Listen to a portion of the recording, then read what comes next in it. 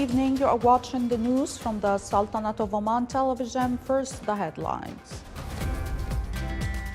His Majesty the Sultan greets His Majesty the King of the Hashemite Kingdom of Jordan on the anniversary of his accession to the throne.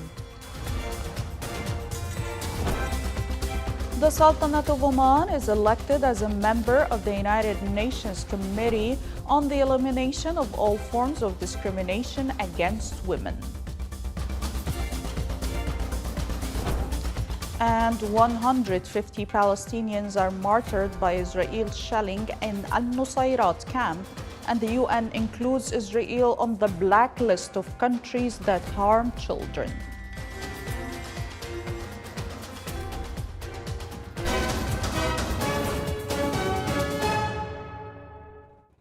Those were the headlines. Now for the news in detail. His Majesty Sultan Haytham bin Tariq sent a cable of greetings to His Majesty King Abdullah II Ibn al-Hussein, King of the Hashemite Kingdom of Jordan, on the anniversary of his accession to the throne.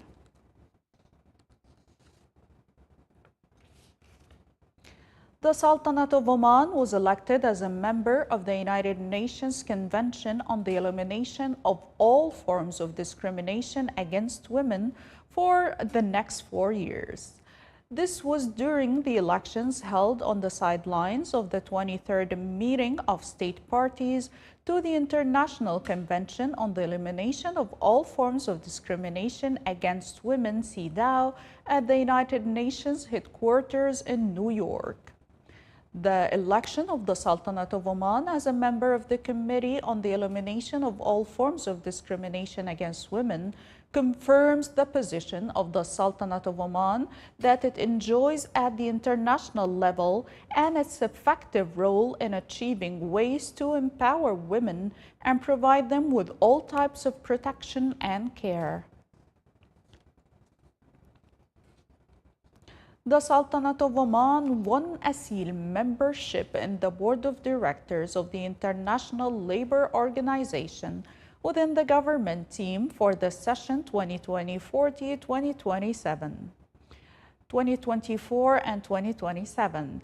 This is after obtaining 200 votes in the elections that took place today on the sidelines of the International Labour Conference at its 112th session affiliated with the International Labour Organization. This election comes after the Sultanate of Oman demonstrated its ability as an alternate member for the previous term that ended for the ILO Board of Directors, in addition to its effective role since its joining as a member of the ILO. The Sultanate of Oman, as an original member of the organization's board of directors, has the right to vote and express an opinion on the policies and procedures taken by the organization to enhance its role and directions in serving countries. At a cost estimated at approximately 500,000 Omani riyals, Knowledge Oasis Muscat, the technical arm of the public establishment for industrial estates Medayan, signed an agreement with El Wadi Solar Energy Company to establish a solar photovoltaic power generation station. This agreement comes within Medayan's vision to provide a better environment for living and working and ensure the continuity of environmental preservation, especially in the industrial sector, by improving and developing technology related to clean energy and strengthening national efforts aimed at achieving zero net emissions by the year 2050.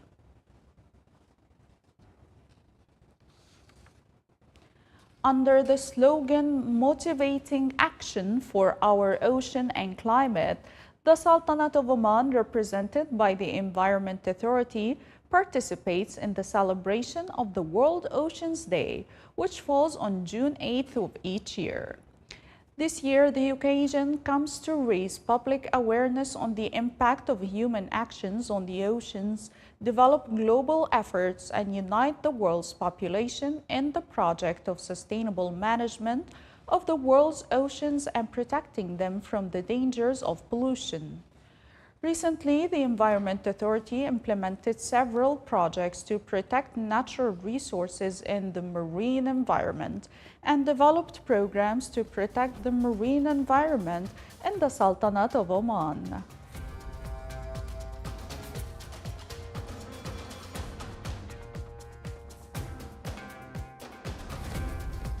Still to come on News Bulletin. Arizonans cool off in the water in this scorching heat.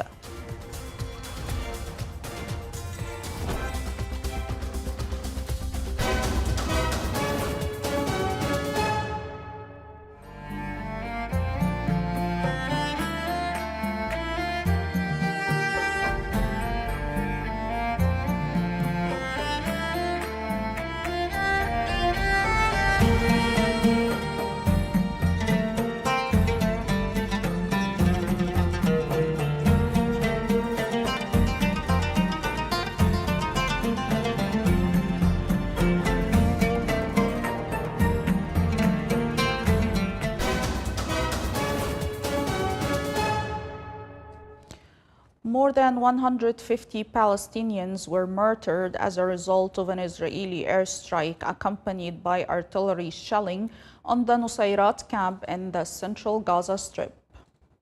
The Palestinian Ministry of Health said that the occupation army committed a large massacre while launching violent air and artillery attacks on the Nusayrat camp and the areas east of Deir al-Balah and the Bureij and al-Ghazi camps, resulting in a large number of martyrs and wounded, noting that there are large numbers of injured, most of whom are children and women. They are still under rescue and the number of martyrs may rise due to serious injuries.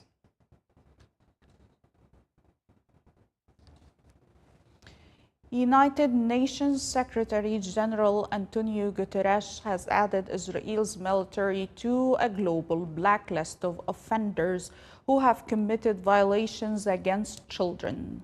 Israel's foreign ministry was officially notified of the decision yesterday.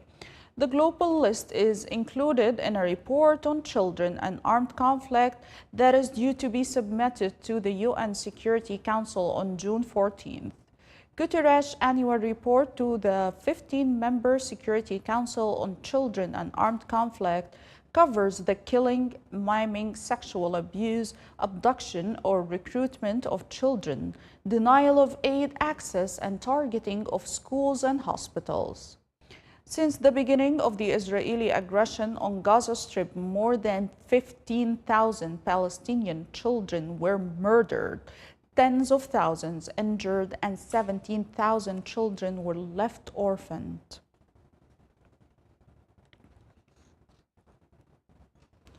U.S. President Joe Biden pledged his support for Ukraine and announced another $225 million in security aid to Kiev as he met Ukrainian leader Volodymyr Zelensky for talks in Paris. Biden also expressed regret for the delay in getting new aid through Congress. The new package includes air defense, interceptors, artillery ammunition, and other critical capabilities. The president emphasized that U.S. support for Ukraine is unwavering, adding that the two leaders agreed to meet again at the coming G7 summit in Italy.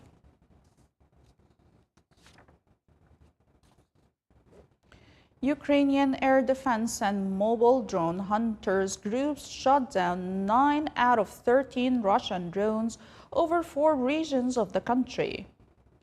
The Shahed drones were downed over the central Poltava region, southeastern Zaporizhia and Dnipropetrovsk regions, and the Kharkiv region in the northeast.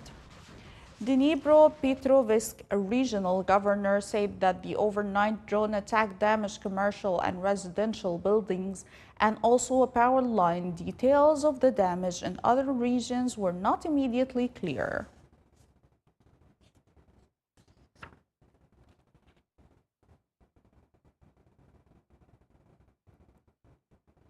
Heavy rain brought flash flooding to Australia's largest city, Sydney, today, prompting rescues and evacuation orders for several low-lying suburbs.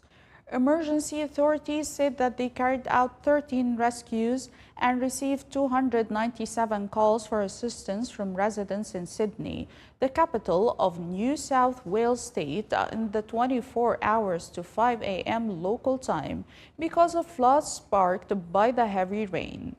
The nation's weather forecaster warned that the major flooding could occur in the northwest of Sydney, a city of about 5 million, later today.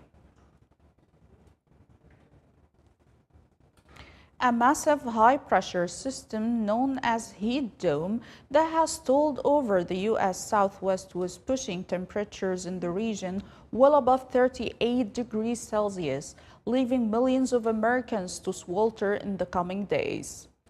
Some 31 million people from northern California south through Arizona and east into Texas were under excessive heat warnings and heat advisories issued by the National Weather Service through Saturday.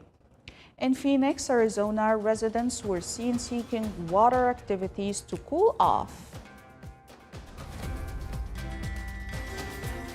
This is the Sultanate of Oman television. Before we end tonight's news bulletin, here are the main points once again. His Majesty the Sultan greets His Majesty the King of the Hashemite Kingdom of Jordan on the anniversary of his accession to the throne. The Sultanate of Oman is elected as a member of the United Nations Committee on the Elimination of All Forms of Discrimination Against Women. And 150 Palestinians are martyred by Israel shelling in Al-Nusayrat camp, and the UN includes Israel on the blacklist of countries that harm children. With that, we come to the end of tonight's news bulletin. From all of us here at the newsroom and the studios, thank you for watching and have a good night.